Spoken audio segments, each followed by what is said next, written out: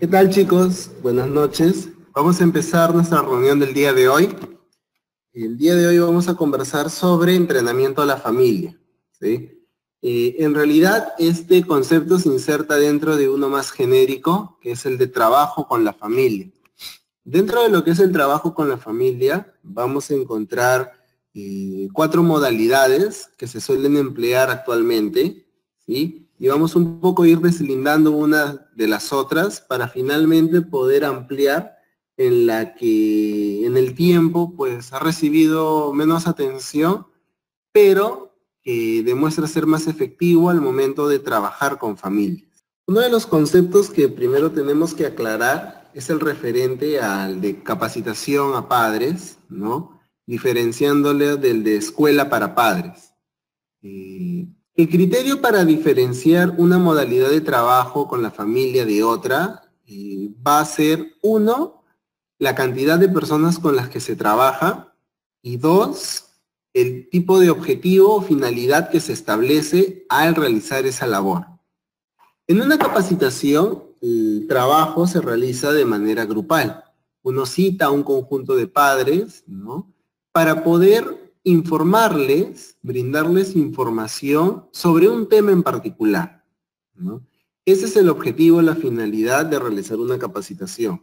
Por ejemplo, una capacitación sobre acoso escolar, o sobre inclusión, o sobre qué implica el TDAH, ¿no? Entonces, una capacitación tiene esas dos características. Yo conglomero un conjunto de padres, ¿no? Y, por otro lado, les brindo una serie de datos, ¿no? De estrategias probablemente también, pero bajo una modalidad netamente expositiva. Otra de las particularidades de este tipo de trabajo es de que no necesariamente hay un seguimiento de los aprendizajes adquiridos por las familias en este tipo de reuniones. Luego de hablar sobre el acoso escolar o sobre el TDAH, no hay ningún tipo de actividad, tarea que se deje de manera necesaria y que el docente pueda hacer seguimiento en el tiempo, ¿no? La figura es un poco diferente cuando hablamos de escuela para padres.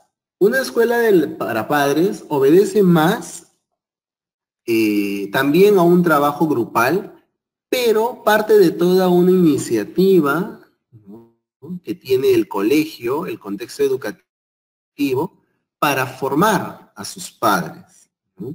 Es habitual que algunos centros, ¿no?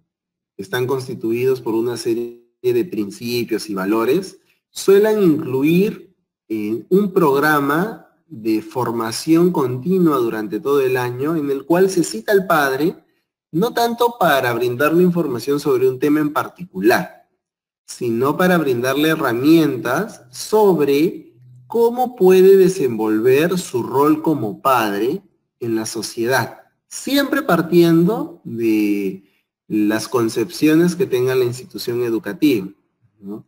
Entonces, la institución educativa elabora un plan, ¿no? Sistematizado, secuencial, de reuniones en las cuales al padre se le habla sobre cómo poner reglas, sobre la importancia de brindar de manera equitativa atención a sus hijos, sobre cómo solucionar problemas con los mismos, el hecho de cómo organizarse, cómo distribuirse funciones entre los padres, ¿no? O los adultos que hayan en el hogar, cómo asignar responsabilidades a los hijos. Entonces, la escuela para padres tiene más un carácter formativo.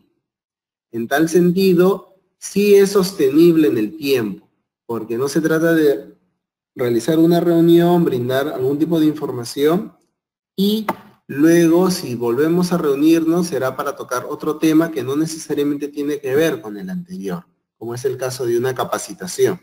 No, en la escuela para padres hay un programa secuencial de objetivos y de habilidades que debe de ir desarrollando la persona para constituirse como un padre según la concepción que tenga en el contexto educativo. Junto a él surge el concepto de entrenamiento para padres y otro que está ligado, que es el de taller para padres. El taller para padres es un conjunto de actividades, también que se realizan de manera grupal, en las cuales se busca que además que el padre reciba información, pues tenga una participación mucho más activa, ¿no? Los talleres, al igual que las capacitaciones y la escuela para padres, se realiza de manera grupal, ¿no? Pero a diferencia de la escuela para padres, los temas sí son puntuales, así como en las capacitaciones. Pero la diferencia de estas, en la medida de que el participante tiene un papel más activo en la reunión. Es decir, no solamente va a tomar apuntes y va a tomar nota o va a hacer preguntas o va a recepcionar la información, sino que también tiene que elaborar una serie de productos que van a ser la evidencia de las habilidades o destrezas que ha adquirido. De repente, un taller para elaborar material didáctico, ¿no? Y se le enseña a los padres cómo elaborar materiales didácticos que permitan, pues, reforzar, contribuir a los aprendizajes académicos que el docente hace en aula, ¿no? O un taller sobre cómo manejar problemas de conducta. Entonces ya no se trata de yo brindarte las pautas, como en una capacitación, sino de que vamos a hacer un juego de roles, tú vas a simular ser tu hijo, yo voy a simular ser el tuyo, y tú vas a actuar de padre, y en la práctica te voy corrigiendo, te voy enseñando, te voy orientando. Entonces, el taller tiene esa modalidad. De ese tipo de trabajo es que se desprende el denominado entrenamiento para padres, con la particularidad de que este último se realiza de manera individual, a diferencia del taller, que es una actividad más grupal. Ahora, la pregunta que surge es, ¿y cuál es mejor? ¿No? ¿Hay uno mejor que el otro? No, porque si nos detenemos un poco en las definiciones que hemos ido dando, los objetivos o la finalidad de estas modalidades que existen se pueden complementar, ¿no? Y es la idea.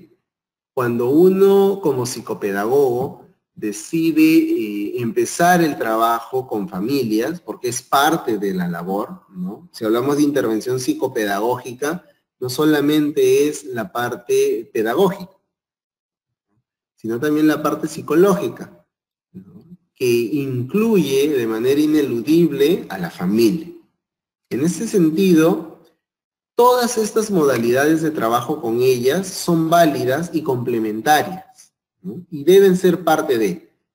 Otra pregunta, ¿el docente debe de asumir todas estas labores? No necesariamente, ¿no? Por ejemplo, una capacitación la puede hacer el propio docente, como lo puede hacer un invitado externo, ¿no? Se puede invitar a algún profesional o algún especialista en algún área, ¿no? En lenguaje, en terapia ocupacional, de conducta, de habilidades sociales, y esta es la persona que debe llevar a cabo la capacitación. Lo mismo que el taller, no necesariamente lo tiene que hacer el docente, ¿no? La formación o la escuela para padres sí es una actividad que está más vinculada al colegio. En ese sentido, pues sí, suele ser personal del colegio el que asume ese tipo de actividades con la familia, ¿no? Y el entrenamiento a padres, que más que un brindar información es un hacer, ¿no? Es un constante mostrar al padre cómo debe de actuar, no solamente mediante un consejo, sino invitando a su hijo, programando algunos espacios luego de clases como para que se quede y poder mostrarle la manera en la que puede trabajar con su hijo, con su hija. Entonces, cuando hablamos de entrenamiento para padres, hacemos referencia a ello. Cuando empezamos esta actividad, ¿no? Este trabajo, esta labor, nosotros debemos de tener en consideración una serie de premisas que nos van a permitir direccionar de manera óptima el trabajo que hacemos con las familias. Es habitual que cuando trabajamos, pues, ¿no? Con los padres o tenemos a cargo un grupo de estudiantes, y la convivencia no sea, pues, ¿no? Color de rosa, ni que nos llevemos del todo bien con todos nuestros padres, ¿no? Esa realidad es algo que debe de llamarnos ¿no? Y preocuparnos un poco sobre qué está fallando, ¿no? En nuestro papel de profesionales, como ya se ha comentado en anteriores oportunidades, tenemos que dejar al lado al ciudadano de a pie, ¿no? Yo cuando empiezo a trabajar debo de dejar de lado a Alejandro y ser el especialista, el docente, el papel, el rol, la función que me toque desempeñar en ese momento. Y al momento de dejar de ser esa persona de a pie, yo debo de poner en práctica todas esas herramientas que me van a permitir tener éxito en lo que voy a hacer. Entonces, imagínense, ¿no? Un psicólogo, ¿no? Trabaje con una persona, con un niño, pero no trabaje con sus padres porque son conflictivos. Entonces uno se preguntaría, ¿y para qué psicólogo, no? O sea, ¿para qué tiene esos estudios o esas herramientas? Lo mismo debe de preguntarse el psicopedagogo. O sea, ¿para qué yo asumo un grupo si voy a dejar que las problemáticas que se suelen dar en cualquier grupo humano me terminen absorbiendo y me terminen superando? Y hagan que no me lleve bien con algunos padres o que me incomode trabajar con algunos estudiantes, ¿no? Y no se comenta esto con el afán de atribuir que hay una mala intención de parte de la autoridad de aula, ¿no? Porque no es así, ¿no? Creo que todos los que nos dedicamos a esto, pues en algún punto tenemos esa vocación, ¿no? Esa convicción de que se pueden hacer las cosas mejor. El problema es cuando no tenemos las herramientas a la mano y pues esta tarea se vuelve demandante, exigente, tediosa, ¿no? Estresante en ocasiones. Y sí, tenemos derecho a experimentar todas esas cosas porque somos personas, pero al mismo tiempo tenemos el compromiso de deslindar un poco esas incomodidades y tratar de llegar e ir más allá de lo que podría ser cualquier otra persona con la que la familia se encuentre en su vida o en la calle. Entonces, uno de los principales aspectos que tenemos que tener en consideración es el compromiso. La actividad que hace un docente es la de formar a una persona.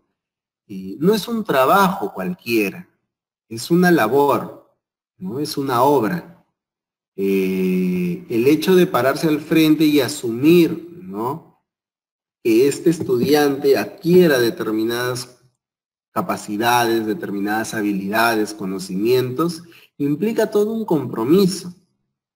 Un compromiso que debemos de asumir pues con la entereza que implica el compromiso. En tal sentido, yo cuando empiezo esta actividad, debo de tener presente que a diferencia del padre, yo soy una persona que tiene una formación humana, ¿no? Un padre puede ser ingeniero, puede ser carpintero, puede ser chofer, puede ser arquitecto, y no necesariamente en las actividades económicas en las que se desenvuelve, tiene que tener una formación humana, es decir, un conocimiento claro y científico, académico, de cómo se constituye la persona, cómo se estructura la personalidad, ¿no? Cómo es que se forman los sentimientos, cómo se desarrolla el intelecto, cómo se instauran las motivaciones.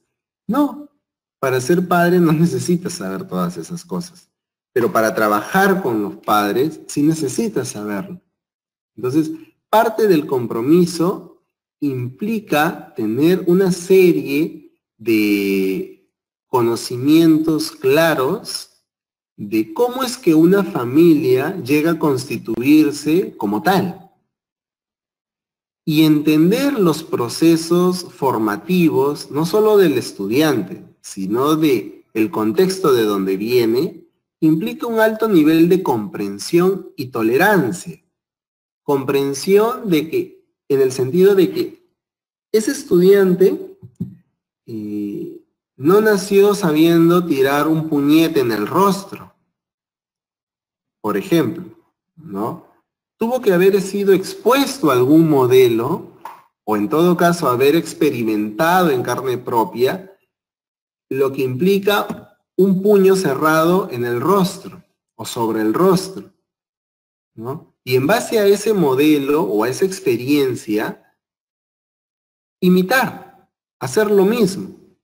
Entonces, cuando decimos que un estudiante tiene TDAH y que tiene altos niveles de impulsividad, no es que haya nacido impulsivo. Sí, su sistema es más reactivo y hay toda una predisposición filogenética para hacerlo, pero la forma de su conducta es algo que ha aprendido en la sociedad. Porque él puede tirar el puño al codo, puede tirar el puño al suelo, pero no lo hace ahí, lo hace al rostro. ¿Por qué tira un puñete al rostro? Porque ha visto un modelo en el cual los puños van hacia el rostro cuando alguien quiere defenderse o alguien quiere agredir a alguien. Eso es aprendizaje. Comprender que el estudiante que evidencia esa conducta en mi aula es debido a que probablemente en su contexto familiar lo ha vivenciado, ya sea porque ha visto el modelo o porque lo han tratado de esa manera, implica tener un nivel de comprensión de su realidad y de la génesis de su problemática. Eso no nos debe llevar en ningún momento a compadecer al estudiante o a justificar sus conductas. Simplemente nos lleva al hecho de que así como aprendió todas esas cosas debido a esa exposición reiterativa a ciertos modelos, también puede desaprenderlos si es que lo exponemos a otro tipo de modelos. Si es que organizamos de tal manera los contextos como para que él o ella puedan exhibir un comportamiento más adaptativo.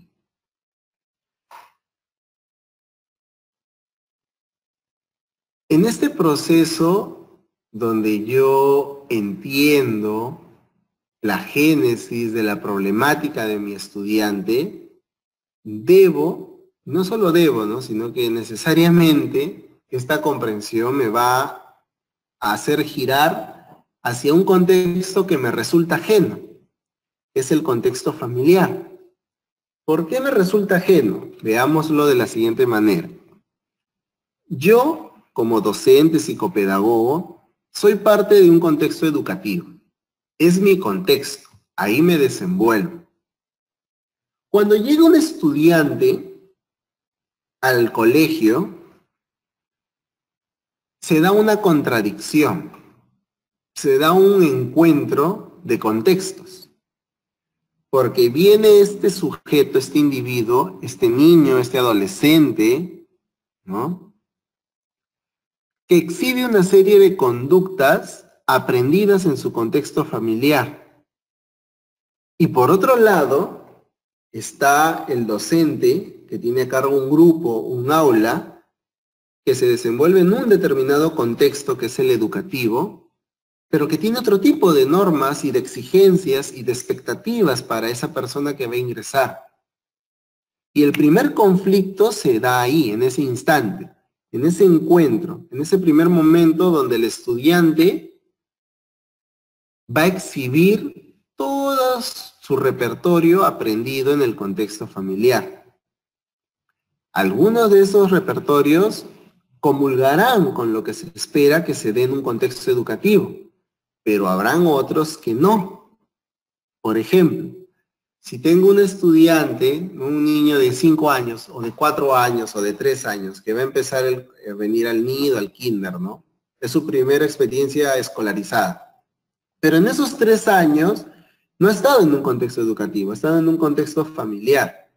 Y tiene 3 años y todavía se sienta en una mesita de bebé para comer.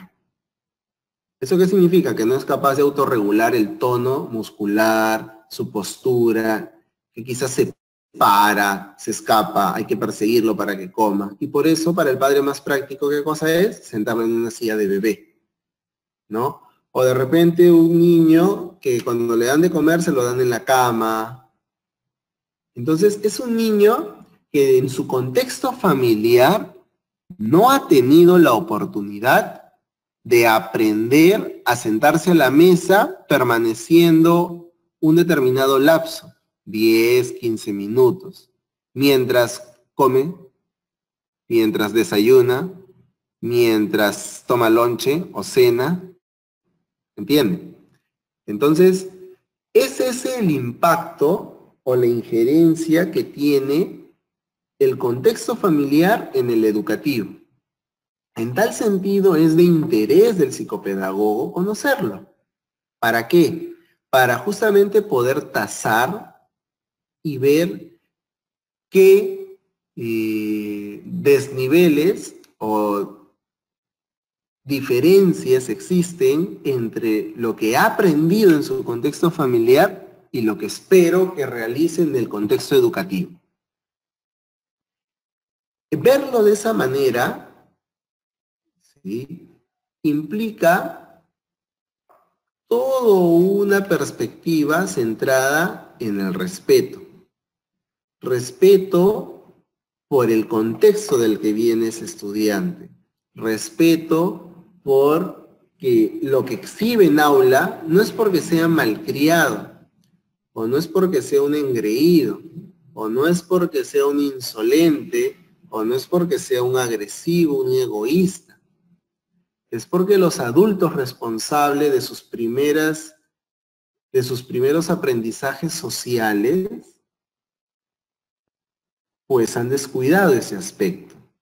Y no porque sea su intención descuidarlo, sino porque están mal informados. Y esa es una problemática nacional, ¿no?, incluso mundial.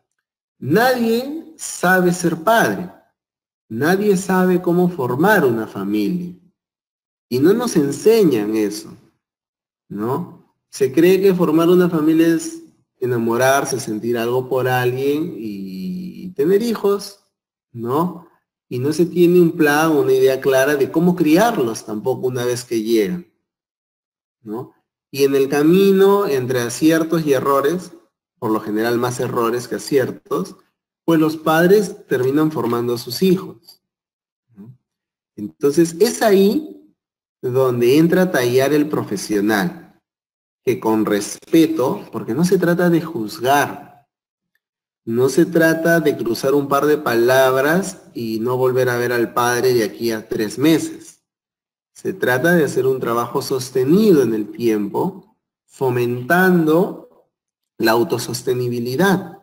Es decir, de que la familia realmente entienda e interiorice un conjunto de estrategias y de pautas que les van a permitir cada vez realizar de mejor manera su labor como padres. Y de esa forma contribuir al desempeño de su hijo dentro del contexto educativo. Ahora, estos aspectos son un conjunto de lineamientos generales que no debemos dejar pasar por alto, ¿sí? No los podemos dejar pasar por alto, justamente porque muchas veces, y es así, ¿no?, es habitual pues que en un ambiente de aula el docente se lleve bien o relativamente bien con algunos padres, pero con otros padres no. Y esa realidad debemos de cambiarla poco a poco. No se trata tampoco de ser el amigo de los padres, porque no es esa nuestra función como educadores, ¿no? Nuestra función es tomar esos casos, tomar esas realidades y en la medida de nuestras posibilidades llegar a ellos, ¿no? Entonces, los acercamientos siempre deben de partir teniendo en consideración estos puntos, ¿no? Debe haber un compromiso real, ¿no? Debe haber comprensión, no con la finalidad de justificar, sino de entender las variables que tienen injerencia en que las cosas sean como son en la casa y con el estudiante. Tener una idea clara de cómo es el contexto familiar, ¿no? Y de siempre actuar con respeto. Si yo me acerco al padre y le digo, señora, su hijo toda esta semana se ha estado portando mal, ¿qué está pasando en casa? ¿Qué tiene que hacer? El padre generalmente opta por negar las dificultades de su hijo o termina incomodándose, ¿no? Y es entendible. Muchos padres que sobreprotegen a sus hijos, no les gusta escuchar críticas sobre los mismos. La pregunta siempre es ¿por qué? ¿No? ¿Por qué siempre hay un grupo de padres a los que uno les dice algo sobre su hijo y lo niegan, no lo aceptan, lo evaden? ¿Saben por qué? Porque cuestionar al hijo implícitamente es cuestionar al padre, ¿no? Porque cuando uno le pide al padre que se siente a reforzar una actividad con su hijo, la demanda no es solo para el hijo, es para el padre que tiene que darse el tiempo para sentarse con su hijo y enseñarle a hacer algo que ni siquiera él tiene mayores alcances de cómo hacerlo, ¿no? Y muchas veces, y sobre todo en la actualidad, la relación entre los padres y sus hijos es una relación donde la mayoría de experiencias son de corte desagradable. En la actualidad, mucho se refuerza en las interacciones padres-hijos conductas con función de escape o evitación. ¿Por qué un niño pasa demasiado tiempo con la tablet o el celular? Para que no moleste al papá. Porque el papá llega cansado de trabajar, porque el papá está manejando y quiere que esté sentado tranquilo, porque el papá lo ha llevado al dentista o al banco y quiere que esté quieto. Y la única forma quiere que permanezca sentado comiendo. Y la única forma que encuentra para que él se calme es dándole el celular, es dándole la tablet, ¿no? ¿Qué ocurre cuando el padre hace eso? Uno, no aprende a lidiar con su hijo, porque lo único que está haciendo es evitar. Para que no llore le doy el celular. Para que espere le doy el celular. Para que coma le doy el celular. Porque si no le doy el celular, voy a tener que lidiar con su berrinche. Voy a tener que lidiar con su frustración. Voy a tener que lidiar con sus gritos. Y los gritos, su frustración, sus llantos, me resultan desagradables. Constituyen un estímulo aversivo, del cual yo quiero escapar, el cual yo quiero evitar. Y para hacerlo, te doy la tablet, te doy el celular, te ofrezco un helado, te ofrezco un chocolate, te amenazo con castigarte. ¿Entiendes? ¿Por qué? Porque el padre constantemente está evitando enfrentarse a su hijo. ¿Por qué? Porque no sabe cómo lidiar con él. No sabe qué hacer cuando grita, cuando llora, cuando coge, cuando se para, cuando toma, cuando suelta. No sabe qué hacer con él. Y por eso termina optando por esas actividades, ¿no? Entonces, hay en la actualidad, ¿no? Y sobre todo por un conjunto de aspectos socioeconómicos que nos han llevado como sociedad, como nación, pues a que cada vez los padres y los hijos se conozcan menos. Cada vez hay menor compromiso de parte de los mismos padres para poder afrontar ciertas situaciones. Y no porque no tengan la intención, porque sí la tienen, porque son padres, aman a sus hijos, sino porque no saben cómo, ¿no? Porque para que ellos dejen de darle el celular a su hijo, primero ellos también tendrían que dejar de estar un rato sin el celular, ¿no? Entonces, la exigencia de cambio, siempre debemos de tener presente esto, que no solo es para el estudiante, sino es para el padre también. Y por ende debemos apuntar hacia ello, ¿sí? ¿Qué debo de trabajar? ¿Cuáles son los aspectos fundamentales que debo de tener en consideración al momento de entrenar, de trabajar con la familia? Lo primero, saber identificar necesidades. ¿Qué implica eso? Implica de que yo debo de tener claro ¿Cuál es exactamente la problemática que tiene esta familia en cuanto al estudiante con TDAH? ¿No? Y la única forma de identificar verdaderas necesidades es adentrándome en el contexto familiar, ¿no? Cuando se dice adentrarse, no nos referimos pues a ir a la casa, hablar por WhatsApp todo el día con el papá o la mamá, no. Sino significa romper esa barrera, esos mecanismos de defensa, esas negaciones que evidencia el padre. No, en mi casa se porta bien, no, en mi casa no hay esto. No, ya lo llevé al psicólogo, pero dice que no tiene nada. Entonces, cuando yo logre romper esas negativas, esas negaciones, esas barreras, voy a poder ver la realidad del contexto familiar. Y en ese instante voy a poder recién identificar las necesidades. Antes no lo voy a poder hacer. Si yo no he trabajado en la confianza, si yo no he trabajado en el respeto, si yo no he sabido llegar al padre, si no he tenido sutileza, tacto para abordarlo, él no se va a mostrar cuál es. Él me va a mentir. Él me va a ocultar información. Porque cree que lo voy a juzgar. Porque es así como se siente cuando yo me acerco a hablar con él o con ella. ¿No? O muchas veces ni hablo con él o con ella, simplemente le escribo en la agenda, ¿no? Y lo veo en la entrega de libretas, nada más, y eso. Entonces, parte de mi trabajo como educador es involucrar a los padres en mi trabajo. Y para hacerlo, primero debo de saber identificar necesidades.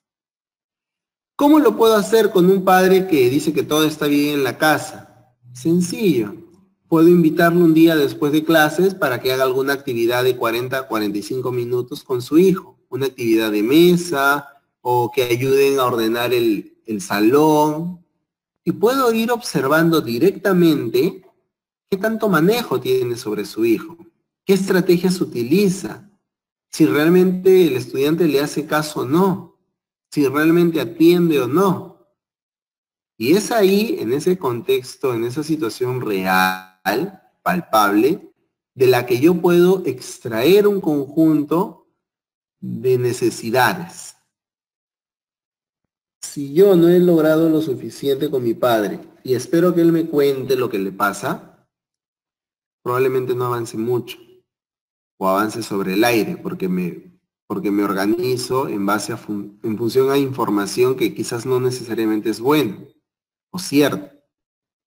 Ahora, una vez yo he identificado adecuadamente la necesidad que tiene el padre, por ejemplo,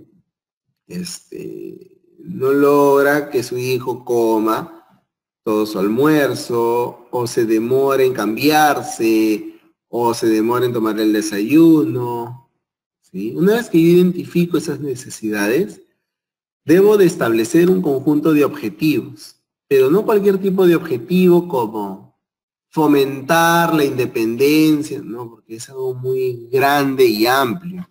Tú puedes fomentar la independencia haciendo que guarde su ropa sucia en el cesto. Puedes fomentar la independencia haciendo que lleve su plato al lavadero. Puedes fomentar la independencia haciendo que aliste su ropa que se va a poner. Entonces tú puedes fomentar la independencia de distintas maneras, ¿no? Lo que debemos de tener siempre presente es de que debemos elegir una de esas maneras y por ahí empezar. Eso va a hacer que el objetivo sea palpable, que sea alcanzable, que sea contrastable. Es diferente que yo le diga al papá, señora, tiene que ayudar a su hijo a que mejore, tiene que hacer que su hijo esté más tiempo sentado, se separa mucho, hable con él, ¿no? ¿Qué está pasando? O está cogiendo mucho las cosas sin pedir permiso, ¿qué está pasando en casa? ¿No? Entonces el papá, tengo que hacer que él deje de coger cosas sin pedir. ¿Cómo lo hago? O sea, es un objetivo tan grande que muchas veces ni siquiera pues el docente lo puede hacer. ¿Y cómo se lo pido pues al padre? ¿No? Entonces, no es un objetivo viable. No es un objetivo alcanzable, porque el padre lo que va a hacer es llegar a casa y, Juan, tu profesora me ha dicho que te estás portando mal, hijo, no, tienes que portarte bien. Habla, le dice, le explica, le cuenta, todo. Empieza la siguiente semana y otra vez Juan se porta mal. ¿Qué va a sentir el padre? Se va a sentir frustrado. Va a sentir que lo que hizo no tuvo ningún sentido o no tuvo ningún impacto. Va a sentir de que no tiene control sobre su hijo. Todo lo que experimente va a ser probablemente desagradable. ¿Por qué? Porque no me aseguré que alcance su objetivo. Le dije que haga algo, pero no tuve en consideración si es que era alcanzable. Es diferente a que yo le diga, a ver, mira, vas a hacerle un cuadro en tu casa y le vas a decir de que cada vez que él permanezca sentado o cada vez que él pida permiso para pararse en el colegio, tú le vas a poner un check o una carita feliz o un sticker en su tabla. Y para eso vamos a estar comunicados. Trato hecho, sí, ya listo. Empieza la semana, entonces nos vamos comunicando por la gente. Y el papá revisa el lunes, permaneció sentado. Martes, no lo hizo. Miércoles, sí. Jueves, no. Y va registrando. Y luego tú, señor, traiga su cartilla. Lo felicito y ya hemos logrado que lo haga 2 veces en la semana. Entonces el padre dice, uy, he logrado algo. Y se desarrolla algo muy importante que el padre no tiene en la actualidad, que es seguridad. El padre no se siente seguro de qué hacer con su hijo. Entonces, por eso es que cuando el niño le hace el escándalo en la calle, siente vergüenza. Porque si fuera una persona con seguridad y tiene claro qué hacer con su hijo, haría lo que algunas mamás o papás hacen en la calle. No les importa que grite, cuando le dicen no, es no. Y no importa dónde estén. Pero muchos de los padres no tienen esa seguridad. Y sobre todo en la actualidad, ¿no? Por una serie de factores socioeconómicos, pero no la hay. Entonces, otro de los aspectos que yo debo de trabajar bastante es que cuando le pongo un objetivo al padre, ese objetivo sea alcanzable. Si no, lo único que voy a hacer es hacer que el padre se frustre, hacer que el padre no confíe en mí. Oye, pero el profesor me dijo que haga esto y yo lo hago y no funciona, ¿no? Entonces, la confianza también no se mantiene. El padre debe de confiar en nosotros. El padre debe de recurrir a nosotros cada vez que tiene un problema. El padre debe de sincerarse y comentar sus dificultades. No con el afán de que nosotros le vamos a resolver todo, ¿no? Sino en el sentido de que le vamos a dar algunas pautas que van a ayudar a mejorar la relación en torno a su hijo, ¿no? No en torno a su pareja, no en torno a la relación entre ella y su papá, no. En torno a su hijo. Entonces, 1, identificar necesidades. 2, establecer objetivos alcanzables para el padre. ¿Y cómo sé cómo establecer un objetivo alcanzable? Va a depender de la diada que yo elija trabajar. No es lo mismo lo que necesita aprender un padre con su hijo con TDAH que lo que necesita aprender una madre con su hijo con TDAH. ¿Por qué? Porque probablemente veamos este escenario. Papá llega del trabajo a las 8 de la noche y a las 9 ya se está durmiendo su hijo. Pregunta, ¿tendrá sentido enseñarle al padre a hacer tareas con su hijo? No, no tiene mucho sentido. ¿Por qué? Porque quien pasa las tardes con el hijo, ¿quién es? La mamá. Entonces, ¿a quién le voy a poner ese objetivo de hacer tareas durante la tarde? ¿Al papá o a la mamá? A la mamá. No tiene mucho sentido que yo le exija al papá que aprenda a hacer tareas cuando es poco probable que en el día a día lo haga. No porque no quiera, sino porque no es su realidad como familia. Por eso es importante, lo que les decía, conocer el contexto familiar. Si yo no lo conozco, poco voy a poder hacer. O mejor dicho, pocas acertadas van a ser mis apreciaciones. Entonces tengo que tener clara cuál es la diada que estoy trabajando. Padre-hijo o madre-hijo. O hermano-hermana. O hermano-hermano. ¿No? Lo que debe de aprender la mamá no es lo mismo que debe de aprender el papá. No en el sentido de su rol social, sino en el sentido de los tiempos o tipo de actividades que comparte más con su hijo. Si el papá llega a las 8 y el niño se acuesta a las 9, ¿qué podríamos enseñarle al papá? Cómo brindar ayudas para que su hijo se cambie solo, por ejemplo. Le podemos enseñar a usar ayudas visuales para que el niño sepa los pasos que debe de seguir y fomentar su independencia. ¿Tiene que ver con su dificultad de TDAH? Sí, porque tiene que planificar la actividad, tiene que regular su conducta hasta cumplir cada paso, tiene que evitar responder a otros estímulos que en ese momento resulten interferentes. Entonces, debo de establecer y tener clara cuál va a ser mi diada de trabajo. Porque en base a esa diada, yo tengo que establecer los objetivos también. Y ellos deben de estar acordes a los tiempos que comparte cada adulto con el menor. Y por último, enseñar mostrando. Y no sirve de mucho el brindar información. Es 1000 veces más útil el brindar información y mostrar qué hacer con dicha información. Entonces, no es lo mismo que, señora, a ver, mire, va a hacer esto, esto, esto, esto, esto. Lo practica en su casa y vemos cómo nos va la siguiente semana. A decirle, a ver, María, ven, hoy día o mañana jueves vas a venir de 2 a 3 porque quiero que trabajemos algo con Juan. Entonces viene María y hago que se pare y observe mientras yo trabajo con Juan. Le doy el modelo a María, qué hacer, cómo proceder. Y una vez lo tenga claro, le hago el cambio. Y hago que ahora ella sea la que trabaje con su hijo. Y en ese hacer, le voy enseñando, la voy guiando para que cada vez lo haga mejor. Entonces, es fundamental en esta actividad o en este trabajo que se hace con la familia, siempre usar los modelos, ¿no? Los modelos son una forma muy efectiva para que el padre entienda qué es lo que debe de hacer. Mucho más práctica para él que lo que podría ser el brindarle durante 1 hora y media una serie de datos e informaciones, ¿no? Entonces, estos son los 4 momentos que yo debo de siempre cuidar, ¿no? Son momentos que me van a permitir un poco ir integrando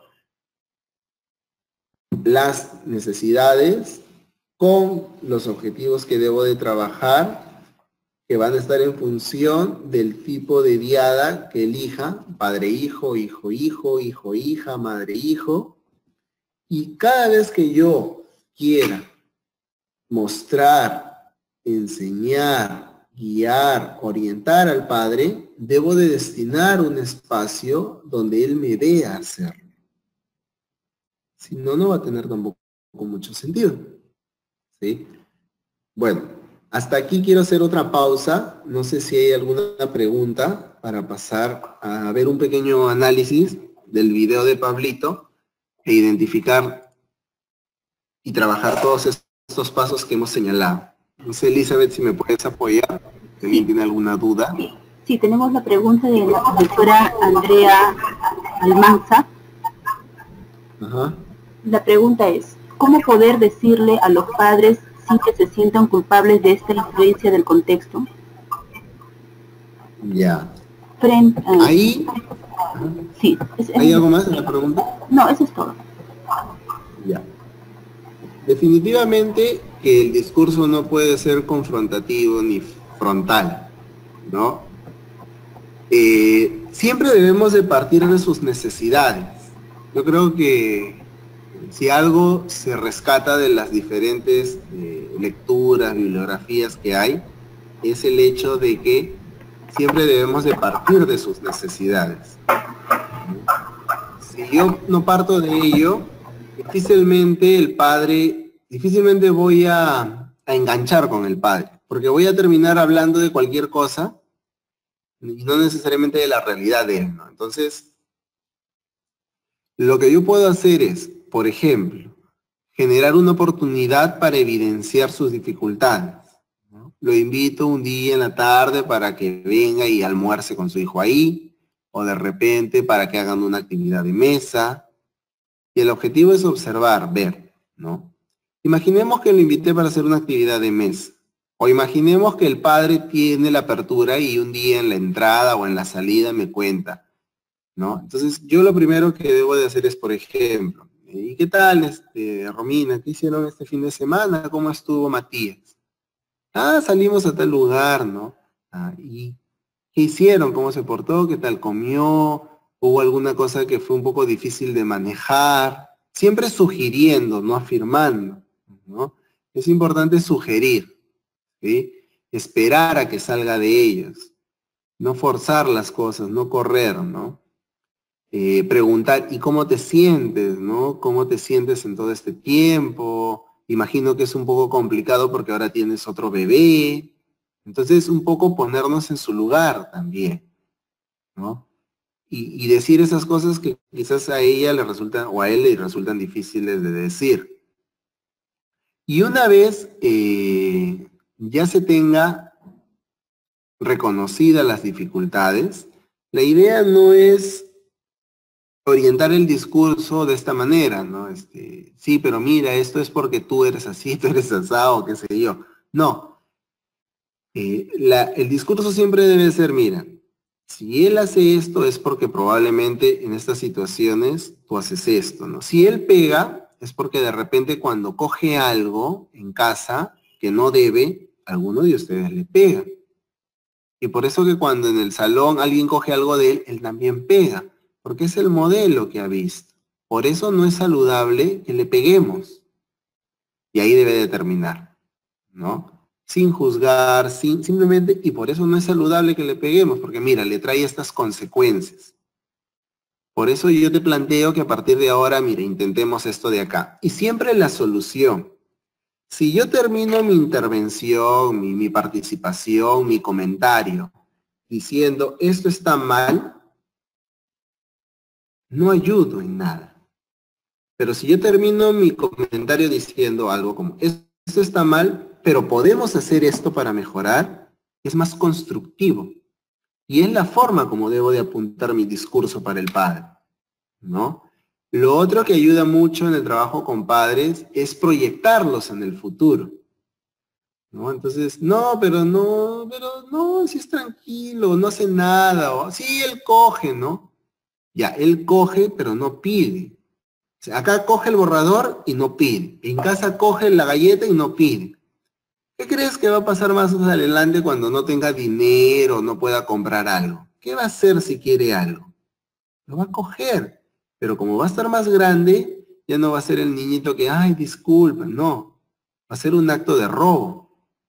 Y eso lo va a meter en más problemas. O de repente el estudiante con TDAH que es altamente impulsivo, ¿no? Entonces, mira, tú ahorita lo jalas, le pegas, lo metes al cuarto porque es pequeño. Pero cuando crezca, ¿crees que vas a seguir haciendo lo mismo o vas a poder seguir haciendo lo mismo? ¿Crees que en ningún momento él se te va a hacer frente y te va a pegar y te va a responder con la misma intensidad como tú lo haces? Entonces, ese son el tipo de preguntas que muchas veces ayudan a romper esas barreras y aterrizar al padre y ayudarlo a que acepte las dificultades, ¿no? Entonces, es un poco como para ampliar tu pregunta, ¿no? No se trata simplemente de ser frontal y de hacer evidente la dificultad. Sí, está bien, hay que hacer evidente la dificultad, hay que hacer evidente que es responsabilidad de ellos, pero al mismo tiempo tenemos que brindarles la alternativa, la solución, el qué hacer para mejorarlo. Porque si no acompaño mi discurso de eso, no sé, pues no estoy aportando mucho, ¿no? O sea, es obvio que tiene problemas, es obvio de que el problema es porque son los padres, ¿no? Es evidente, ¿no? Entonces, siempre hay que acompañarlo de esa manera, ¿ya? Ahora, un poco para ir aterrizando todos estos conceptos, quiero que volvamos a ver entre todos el video de Pablito. ¿Qué vemos en esta parte, no? Que ya se empezó a comer, y no está Pablito, ¿no?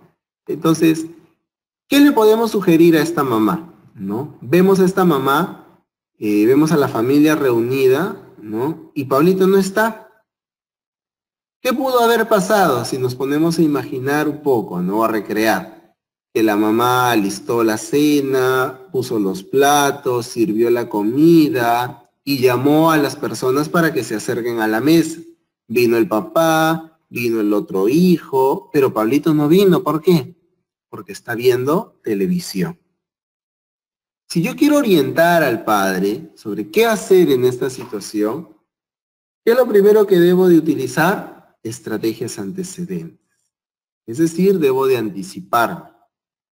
¿Qué deberá hacer la mamá? Antes de servir la cena, acercarse donde Pablito y decirle, Pablito, vamos a servir la cena y necesito que me ayudes. Cuando terminemos de comer, puedes ver o seguir viendo televisión.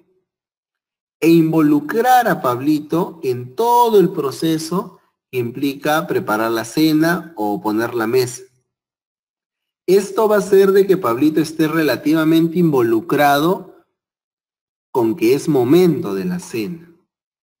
En cambio, si yo permito que él permanezca en el televisor mientras hago todo, en ningún momento él se está anticipando o yo le estoy avisando de que ya es momento de terminar de ver televisión porque vamos a pasar a comer. Entonces, una de las primeras cosas que debería de hacerse en esta familia es eso, involucrarlo en actividades relacionadas y productivas. Muchas de las dificultades que tiene el padre en casa es porque abundan los tiempos muertos. Y no solamente en casa, en el aula también. Justo en esos momentos de cambio de hora o donde ya se terminó de hacer algo, donde el estudiante no tiene nada que hacer, por así decirlo, esos demás dificultades se evidencian porque empiezan a conversar, a pararse, a coger, a molestarse, a reírse. Entonces es muy importante, y sobre todo con esta población, procurar mantenerlos involucrados en las distintas actividades que hay en el hogar, ¿no? No en todas, pero sí en la mayoría. Entonces, acá lo primero es eso, ¿no? Luego, ¿qué vemos? Apaga la televisión y lo lleva a la mesa. Pregunta, ¿en algún momento le explicó por qué le apagó la televisión? No. La mamá también evidencia una conducta impulsiva, porque va, le apaga el televisor, lo sermonea y se lo lleva de la mano. Pregunta, ¿es la forma adecuada, es el modelo adecuado si queremos que Pablito aprenda a comunicarse en lugar de coger, de quitar, de agredir, de empujar, de meterse en la fila? No. Esas formas no ayudan al proceso de modificación. ¿Por qué? Porque sigo perpetuando modelos inadecuados.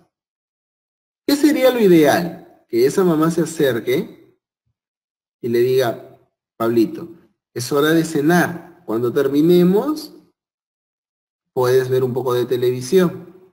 Vamos, apaga. Y darle a él para que apague. No invadir de esa manera, porque sí es cierto, él está haciendo algo que no debe, pero la forma de la mamá tampoco ayuda mucho, porque va y corta y bloquea e interrumpe a buenas y primeras. ¿Cómo sentirá Pablito? ¿Lo sentirá como algo agradable o algo desagradable? Entonces lo primero que debemos de preguntarnos es, si la mamá se acerca de esa manera, ¿qué respuesta va a haber en Pablito? ¿Una respuesta adaptativa o desadaptativa? Vamos a ver.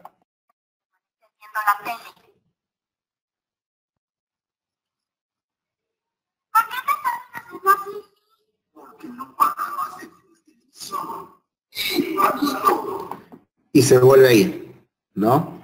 Claro, porque nadie le dijo, Pablito, es hora de sentarte. Cuando termines de comer, vas a poder ver televisión. O sea, no se le anticipó ni se le explicó qué es lo que el adulto espera que haga. Y él está totalmente desorientado porque nadie se lo está explicando. Por eso llega a la mesa y dice, ¿por qué empezaron sin mí? O sea, él no se enteró que ya su mamá lo había llamado, porque no escuchó, porque estaba viendo televisión, porque ahí también está fallando la mamá. porque probablemente mientras él está sentado viendo la televisión, ella, Pablito, Pablito, Pablito. Y no es la forma es, me acerco, bajo el volumen, pongo pausa y le explico. Es hora de cenar, después puedes ver televisión, se apaga. ¿Qué tenemos que hacer ahora, Pablito? Él tendría que decir cenar. Y después de cenar, ¿qué puedes hacer? Y él tendría que decir ver televisión. Así me aseguro que ha escuchado, que ha comprendido lo que tiene que hacer. Pero cuando no hago eso, pasa lo que estamos viendo en el video. Él llega desorientado, hace una pregunta fuera del lugar, ¿no? ¿Por qué han empezado sin mí? Para el resto es una pregunta fuera de lugar, para él no, porque estuvo entretenido viendo la televisión. Y se vuelve a parar y se vuelve a ir, ¿no?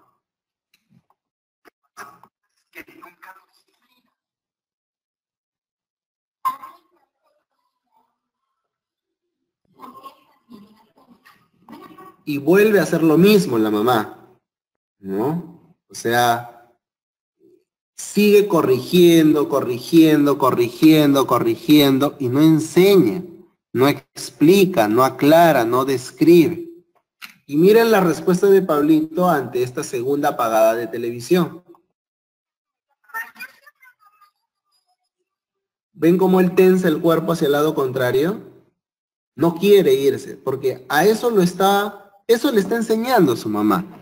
Le está enseñando a jalarlo. Mire, ni siquiera lo toma de la mano, lo coge de la muñeca.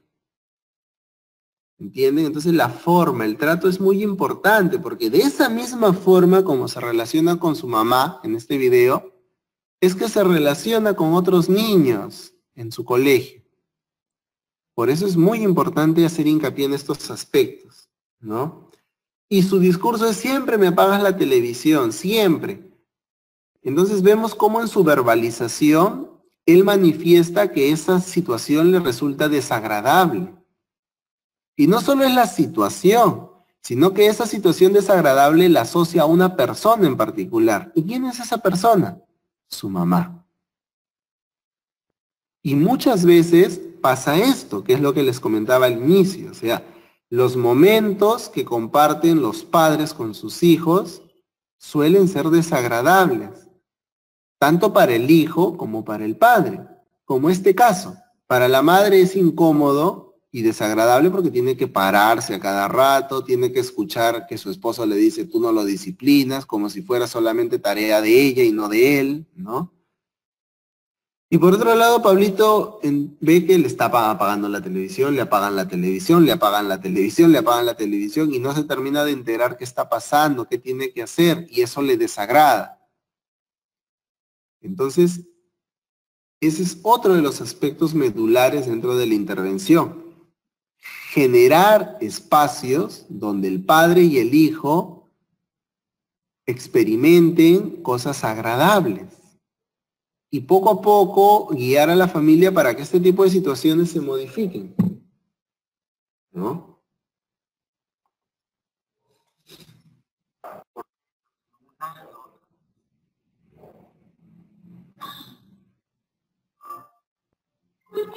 Y la escena termina así. Pablito sentado a la mesa, ya todos se fueron, probablemente la comida está fría, ¿no? Pero él se la tiene que terminar de comer. Pregunta, ¿es un escenario agradable para él? No. ¿Creen que se brindan los modelos adecuados de cómo desenvolverse, cómo solucionar un problema, cómo mantenerse involucrado en una actividad? No. Entonces sus experiencias no son muy agradables. Y sus aprendizajes son esos. Pararse una y otra vez de la mesa. ¿Qué es lo que pasa en el colegio? Se para constantemente. Prende el televisor sin pedir permiso. Igual coge el borrador de su compañera sin pedir permiso. Y luego tiene que quedarse solo comiendo, igual como se tiene que quedar solo a la salida terminando de copiar de la pizarra. Entonces, ven cómo se perpetúan ciertas conductas, cómo se refuerzan esas conductas inadecuadas. Con esto no se quiere señalar que el TDAH tiene un origen social. Hay una predisposición, sí, porque es un trastorno del neurodesarrollo. una forma como se configura el cerebro, pero el medio va a intensificar o a contener todas estas predisposiciones.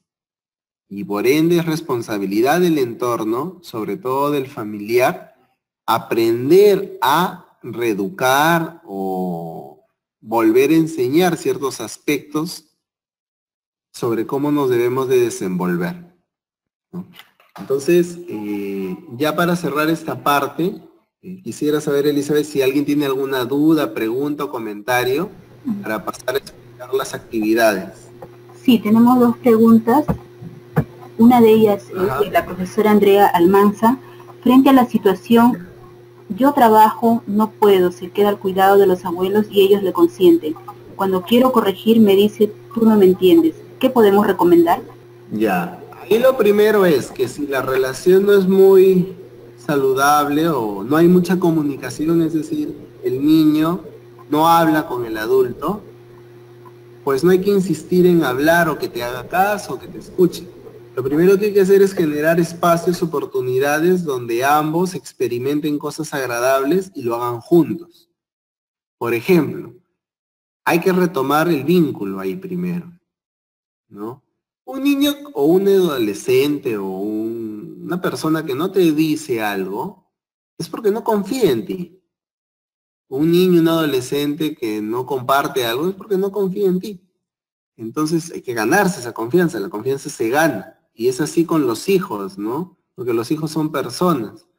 Entonces no es que por el hecho de ser hijo tienes que confiar en mí, tienes que contarme todo, ¿no? Mentira, ¿quién dice que es así? La confianza se gana, el respeto se gana, la autoridad se gana. Entonces, lo primero que habría que hacer es retomar la relación. No ser tan invasivo si es que no quiere compartir ciertas cosas. Entonces, si yo sé que le gusta los Pokémones, un día puedo ir al parque, comprar stickers de Pokémon y pegarlos en los árboles y jugar a encontrar a los Pokémones. Y voy con el pequeño y juego a encontrar los Pokémones y comparto con él una actividad de su interés y agradable.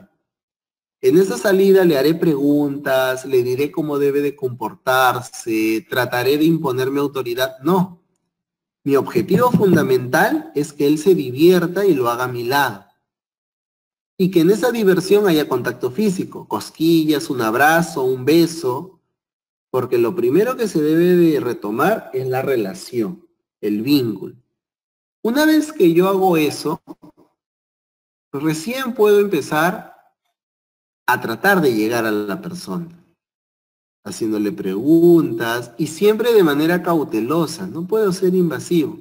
Y sí, y solo sí, cuando el niño empiece a contarme sus cosas, o el adolescente empiece a contarme sus cosas, yo podré decir que confía en mí.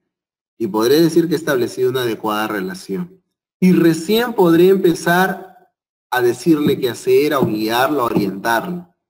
Si no hay eso, poco voy a lograr, ¿no? Entonces lo primero es retomar eso. Ahora, eso no significa que todo tiene que ser color de rosas, ¿sí? Porque ya se ha hablado, ¿no? La autoridad es algo que se gana y la firmeza no implica gritar, no implica pegar. La firmeza implica ser consecuente, poner una norma y hacer que se cumpla, así de sencillo. Si yo he dicho que no te levantas hasta que termines de comer, pues no te levantas hasta que termines de comer. Y podré ser el peor padre del mundo, pero no te levantas hasta que termines de comer porque es la regla que yo he puesto. Y no necesito gritar, simplemente no dejo que te pares. O no dejo que te vayas de la sala hasta que termines de comer, o de la cocina hasta que no hayas terminado de comer. Pero esa firmeza debe ir de la mano con esa salida al parque, por ejemplo. Debe ir de la mano con calidad de tiempo. Salir en familia no es ir a la pollería, pedir un pollo, un cuarto de pollo y mandar a los hijos a los juegos. Eso no es salir en familia. Salir en familia es ir al parque, ir a la playa, volar cometas, salir en bicicleta, conversar, preguntarse qué han hecho. Y lo pueden hacer tanto dentro de casa como fuera de ella. No necesito ir a un centro comercial, no necesito ir al McDonald's, no necesito ir al Playland Park, no necesito esas cosas. El niño no necesita esas cosas. El niño lo que necesita es un padre y una madre con el que compartir experiencias agradables. Y es eso, compartirlas. No que el padre lo lleve y que el niño juegue y se divierte, sino compartirlas, hacerlo con él. Claro, no me podré subir al juego de repente, pero puedo ver otras formas de hacerlo, ¿no? Entonces, lo primero y sobre todo en la actualidad es eso, ¿no? Es lo que hay que trabajar principalmente, sin descuidar la firmeza y la autoridad, ¿no? ¿Cuál es la otra pregunta, Elizabeth? Sí, la otra pregunta, luego tenemos otra más, es de la profesora Lina Quispe. La pregunta es, ¿cómo intervenir frente a los padres que se quejan y hasta piden sanción con el niño que actúa con impulsividad? Jala, pega o quita objetos a sus compañeros cuando no le dan lo que pide de inmediato o no le siguen en lo que él propone. El niño impulsivo tiene 4 años. Ya. Ahí hay que tener en consideración algunas variables típicas y frecuentes, ¿no? La primera de ellas es si es hijo único. Si es hijo único, las probabilidades de que no sepa perder se incrementan, pues, ¿no? Si es hijo único, imagínense que toda la atención de los cuidadores, no necesariamente papá, mamá, los cuidadores, que puede ser el abuelo, el tío, qué sé yo, gira en torno a él. Entonces es altamente probable que demande atención, que quiera ser el centro de atención, que guíe, que quiere imponer lo que se va a hacer, porque es un pequeño tirano, porque ha crecido en un ambiente donde los adultos lo han acostumbrado a que todo gire en torno a él. ¿Qué es lo primero que debería hacer la familia? ¿Tener otro hijo? No. ¿No? Tener otro hijo nunca es la solución. Algunos padres o entre personas se aconsejan, no, es que tienes que tener otro hijito para que aprenda a compartir. Mentira. Para aprender a compartir o a perder o qué sé yo, no necesitas traer al mundo a otra persona, y menos es que no sabes criar al primero que has traído. Entonces, lo que tienes que hacer es llevarlo al parque, quedar con las mamás de sus compañeritos del colegio para salir un sábado o para que los invites a la casa o para que hagan alguna actividad. Lo que tienes que hacer es hacer juegos en casa donde hagan que pierda y no dejar que siempre gane. Lo que tienes que hacer es de que si él dice yo primero, tú un día le digas no, ahora primero papá, primero mamá y ahora tú. ¿Va a llorar, va a renegar? Sí. Pero es mejor que lo aprenda ahora a que crezca así y llegue a la primaria o a la secundaria y sus problemas se intensifiquen. Entonces, ¿qué hacer? Enseñarle a compartir, enseñarle a esperar su turno, a enseñarle a que no siempre va a ser el primero, y para eso debo de generar oportunidades de aprendizaje, generar espacios donde él tenga la oportunidad de perder, donde él tenga la oportunidad de esperar su turno, donde él tenga la oportunidad de ser el segundo o ser el último, ¿entienden? Entonces, generar oportunidades de aprendizaje. ¿Sí? Bueno, ahora sí, para cerrar ya esta parte, les voy a explicar lo que tenemos que hacer en las actividades. ¿Sí? Lo primero es una participación en el foro, en la cual se debe de comentar cuál de los aspectos que se han mencionado en esta presentación les resulta interesante, ¿no? Me resulta interesante el entrenamiento a familias. ¿Por qué? Por eso. Me resultó interesante la parte del compromiso, me resultó interesante la parte de conocer el contexto familiar, me parece, no sé. Comenten qué aspecto les resultó interesante de lo que se ha hablado y describe qué trabajarías con algún padre de familia. Por ejemplo, me pareció interesante el tema del compromiso.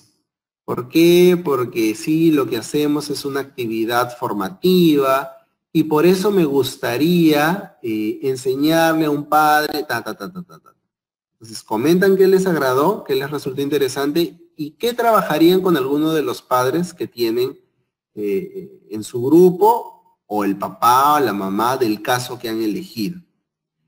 Y complementan a su vez el comentario que realice alguno de sus compañeros, sugiriendo o ampliando dicha descripción de lo que él o ella trabajaría con su papá.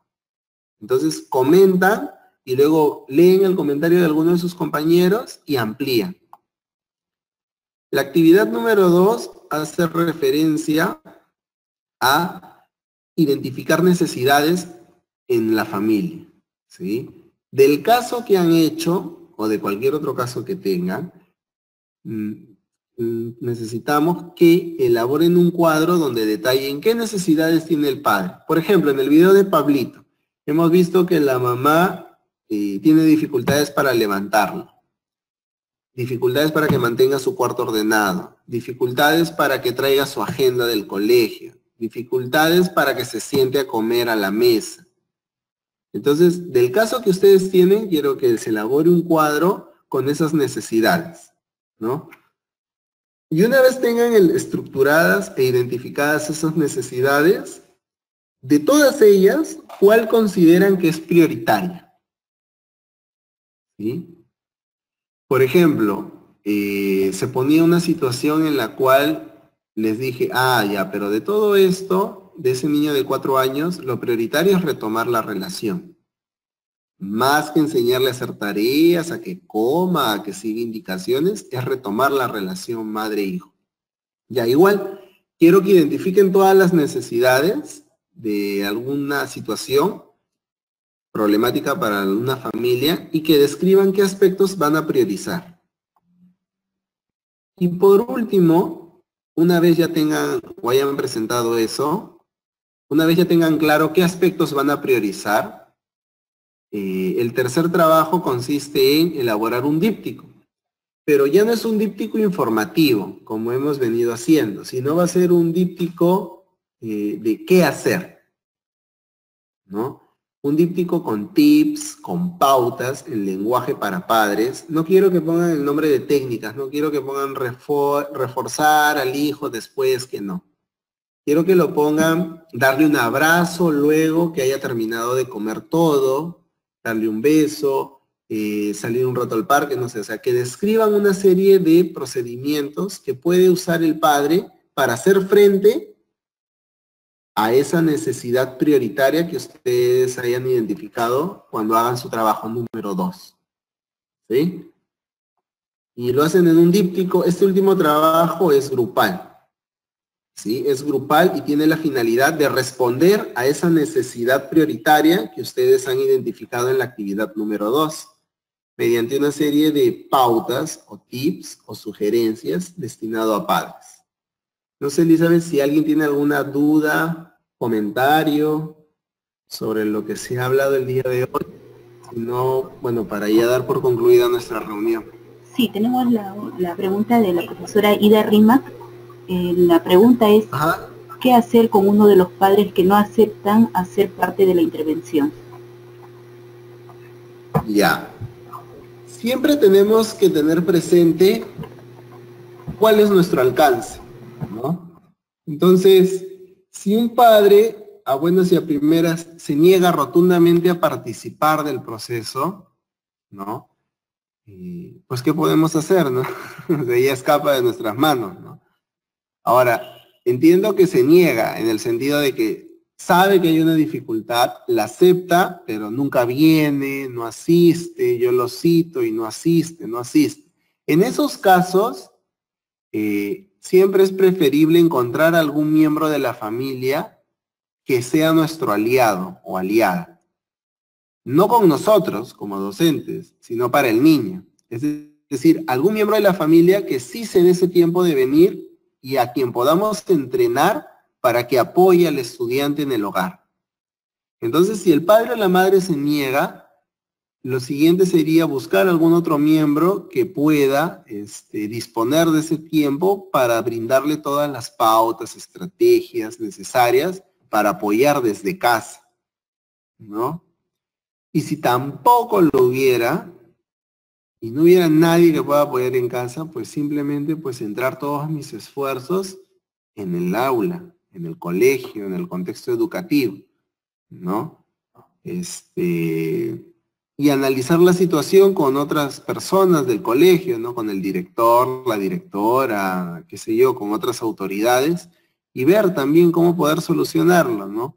No porque sea nuestra obligación, sino como les comentaba al inicio, o sea, nosotros no tratamos con computadoras, con celulares, como un ingeniero de sistemas de repente, o no tratamos con máquinas como un ingeniero mecánico, o no tratamos con muebles como un carpintero. Nosotros tratamos con personas. Nuestra carrera es una carrera netamente humana. En tal sentido, el compromiso hacia los otros, pues es algo implícito y que no puede faltar nunca, ¿no? Y eso siempre nos va a llevar, pues, a hacer cosas que escapan de lo que deberíamos de hacer, ¿no? Pero ya ese es un tema de decisión individual. Pero en términos generales, si no está el padre o la madre, buscar otro miembro de la familia que pueda ser un aliado para apoyar al niño, ¿no? Al estudiante. Y si no lo hay, pues buscar otras formas o centrar los esfuerzos en el contexto educativo, ¿no? Bueno, listo, Elizabeth. Bueno, no sé, espero que les haya resultado positiva la información que se ha brindado, que se ha compartido, ¿no? Y gracias siempre por sus respuestas porque ayudan a ampliar un poco lo que se quiere expresar, ¿no? Y bueno, eso es todo conmigo por hoy.